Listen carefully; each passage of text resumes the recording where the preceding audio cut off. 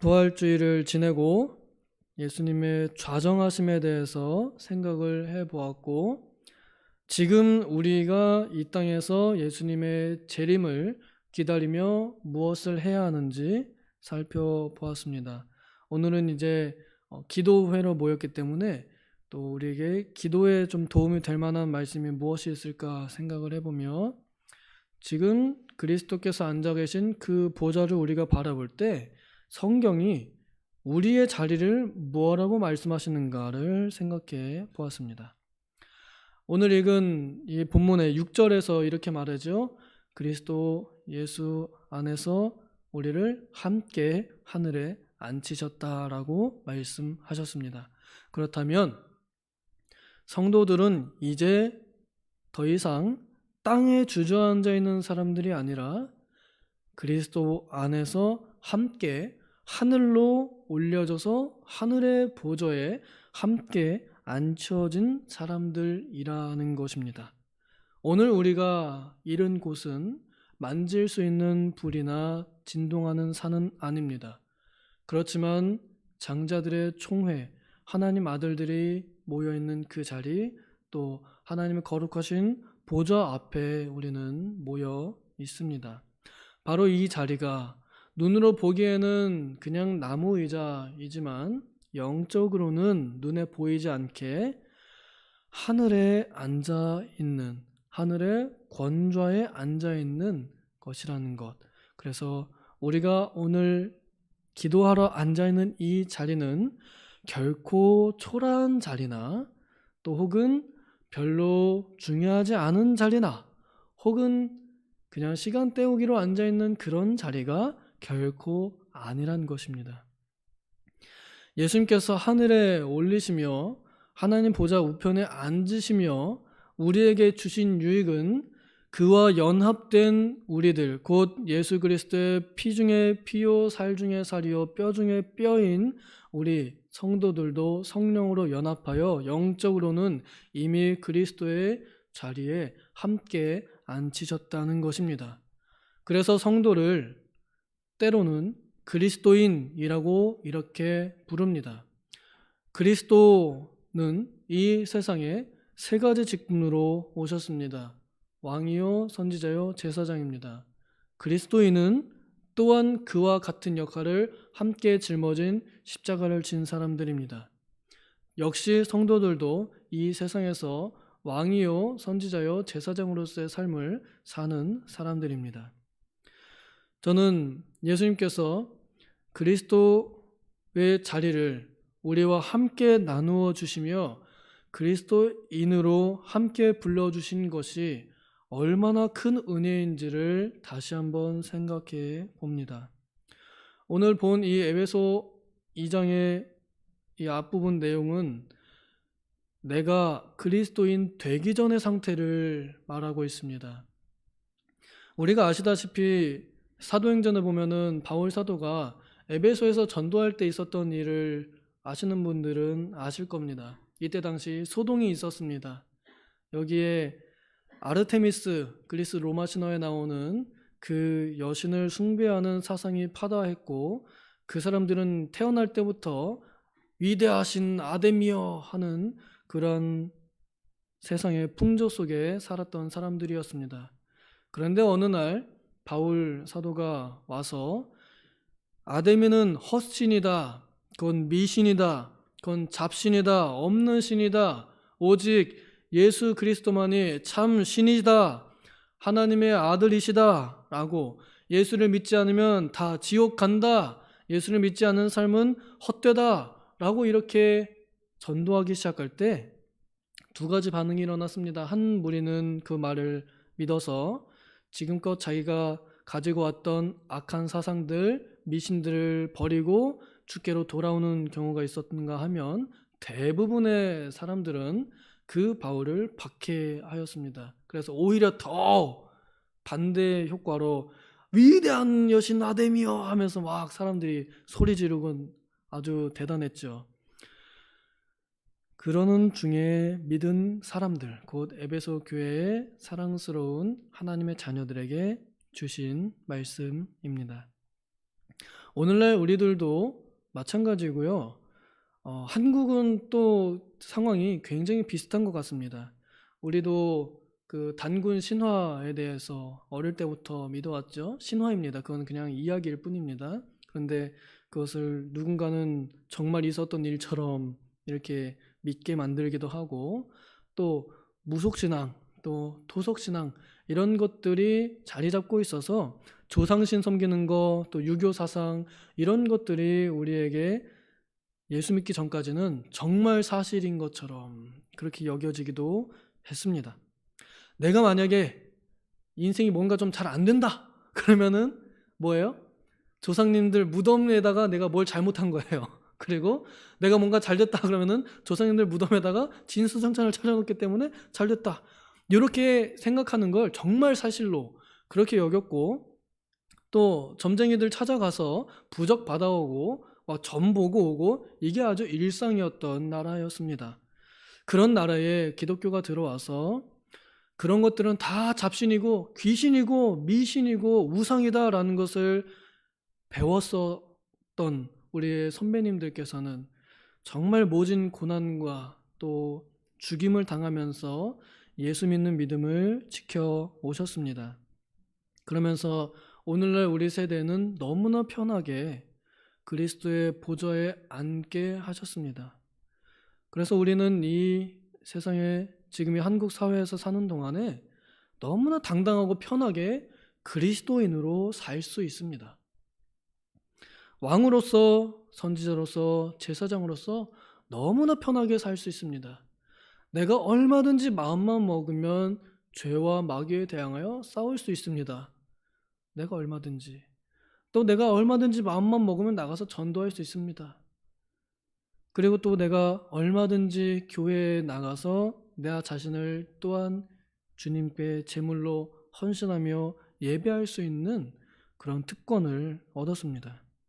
그런데 이상하게도 100년 전에 그렇게 박해하던 시대에는 그분들이 목숨을 걸고 예배할 때에는 못 모여서 안달이었고, 기도를 못해서 안달이었고, 노래를 좀 더, 찬송을 더 덜 불러서 안달이었는데, 어떻게 날이 갈수록 편해지니까 기도를 조금이라도 더 안 하려고 하고, 찬송도 별로 안 하려고 하고, 또 조금만 부르면은 뭐 느리다, 많이 부른다 이러죠.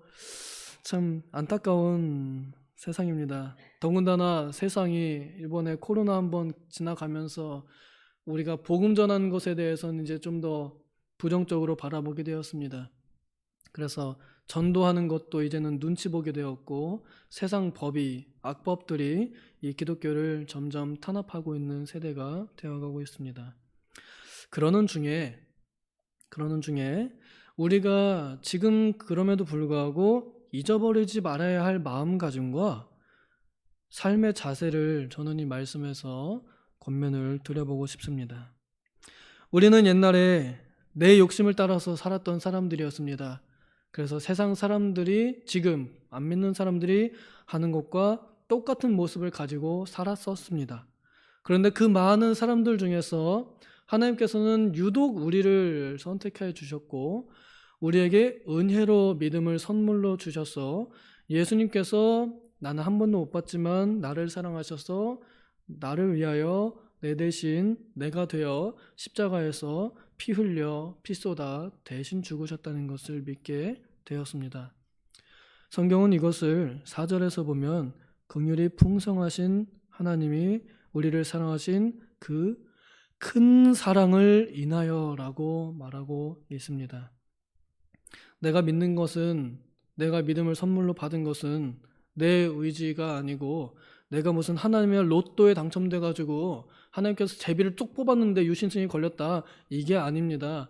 한 사람 한 사람을 창세전부터 선택하시고 사랑해 주시고, 때가 됐을 때 그 풍성하신 긍휼이 기다리고 있다가 우리에게 속히 달려와서 그 큰 사랑으로 우리를 옷 입혀 주셨기 때문에 오늘 우리가 그리스도인이 되었다는 것입니다. 그러므로 우리는 우리가 가진 가치가 무엇인지, 우리가 입고 있는 이 그리스도의 옷이 얼마나 큰 값인지를 좀 자부심을 가지면 좋겠습니다. 우리는 하나님의 큰 사랑을 입은 사람들입니다. 다른 누군가가 우리를 공격하고 또 자존감을 깎아먹고 또 자존심을 심각하게 훼손하는 경우들이 많이 있습니다. 우리 그리스도인들에게 있어서 유일한 자존감, 유일한 자존심이라 한다면 바로 여기에 있습니다. 그 큰 사랑으로 인하여 내가 그리스도인 되었다라는 것, 이것이 우리의 자존심입니다. 그래서 어떤 분은 이것을 주존심 이렇게 부르기도 합니다. 우리는 내 자신을 볼 때에는 여전히 초라하고 여전히 처량하고 여전히 비참하지만, 그러나 나에게 입혀진 하나님의 그 큰 사랑을 생각하면 나는 주님으로 존귀한 사람들이라는 것입니다. 그렇기 때문에 우리는 결코 넘어지거나 하나님의 그 사랑에서 끊어지지 않습니다. 그런 사람들을 예수님께서는 6절에 하늘에 함께 앉히셨다라고 또한 가르쳐 줍니다. 오늘 우리가 앉아있는 이 자리는 나무 의자만이 아닙니다. 지금 우리가 앉은 이 자리는 그리스도의 보좌 옆에 앉아 있습니다. 여러분 상상이 가시나요? 우리가 사장님하고 같이 옆자리에 앉아 있는다 그러면은 그것도 기분 좋을 거고요. 회장님들 앉은 자리에 나도 같이 앉았다.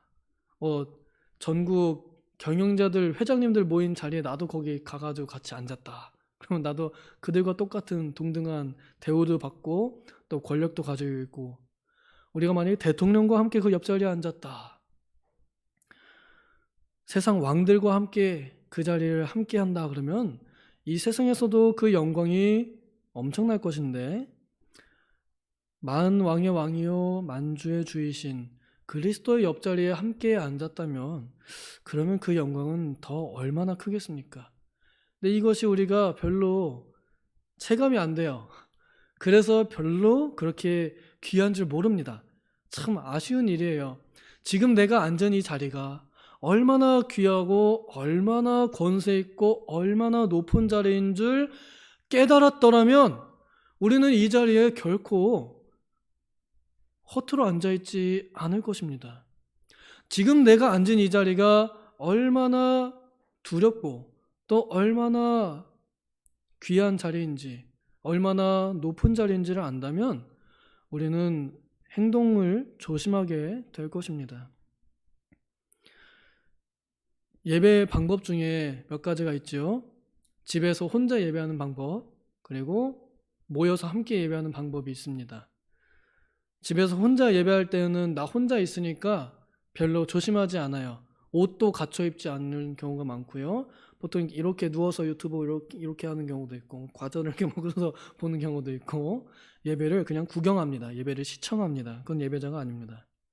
그런데 우리가 이 예배당에 와서 앉으면 옆에 있는 사람들의 옆자리를 의식해서 조금 더 조심하게 됩니다. 그리고 깨어있는 사람들일수록 모범이 되려고 하고 옆 사람에게 방해를 주지 않으려고 합니다. 내가 옆 사람에게 좀 더 모범되는 예배자로 서려고 앉아 있습니다.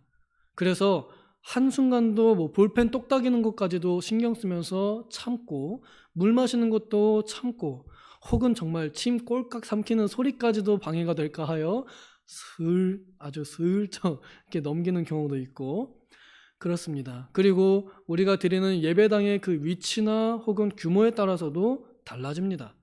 우리가 지금 있는 이 본당보다 더 큰 본당 앞에, 그리고 만약에 제일 앞줄에 앉았다 그러면 아마 그 앉은 회중들 중에서 가장 권좌에 합당한 자세를 취하려 노력할 것입니다. 참 이상하게도 예배 자리는요, 앞으로 올수록 더 늠름해지고요, 뒤로 갈수록 더 흐물해지는 것 같습니다. 그렇다고 해서 뒤에 계신 분들을 뭐라 하는 건 아닙니다. 우리 교회는 마치 이 솔로몬 성전의 기둥들과 같이 앞뒤 좌우 막 그냥 다 예배 그 자리에 어디에 앉아있든지 간에 항상 하나님 앞에 앉아 계신 분들로 그 자리를 지켜주셔서 너무 감사해요.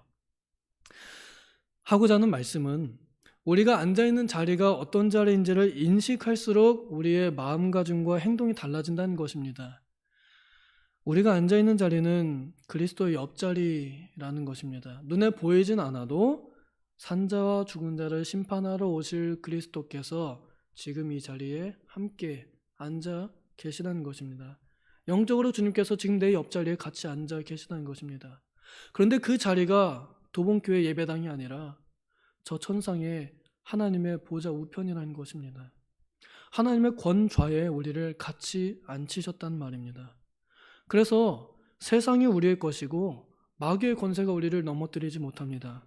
우리가 파워 중에 가장 큰 파워를, 힘 중에 가장 큰 힘을, 권세 중에 가장 큰 권세를 가진 사람들입니다. 그래서 예수님께서 이기셨던 것처럼 우리도 이미 이긴 자들입니다. 그런데 우리가 그것을 인식하지 못해서 늘 패배자의 모습을 가지고 이미 이겼는데 여전히 나는 졌어 이러면서 살고 있죠. 기도 시간에 이 말씀을 들고 선 것은 우리의 기도가 바로 옆에서 하나님께서 들리실 만한 거리에 있다는 것을 한번 권면해 보기 위함입니다.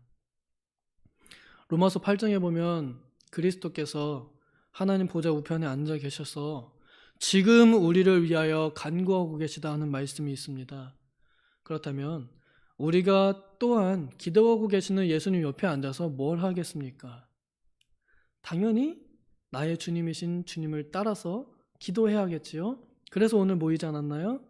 그러니 우리가 지금 홀로 앉아 있지만 예수님의 옆자리에 앉아서 나도 예수님의 기도에 동참하여 함께 기도하는 것, 이것이 하늘 보좌에 앉은 사람들의 모습이라 할 수 있지 않을까요?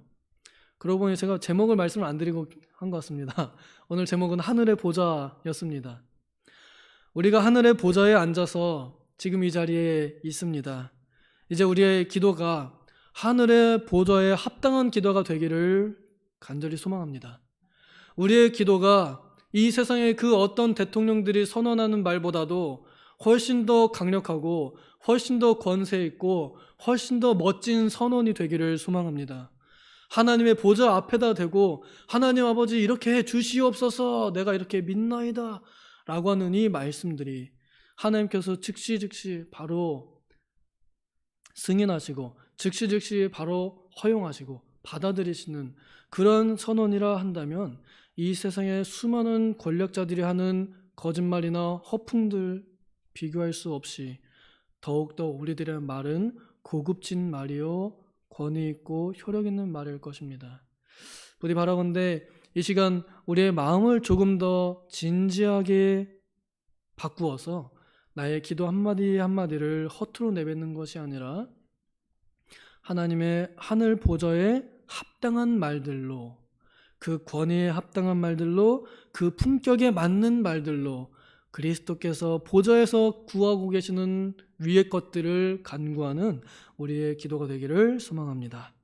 기도하겠습니다.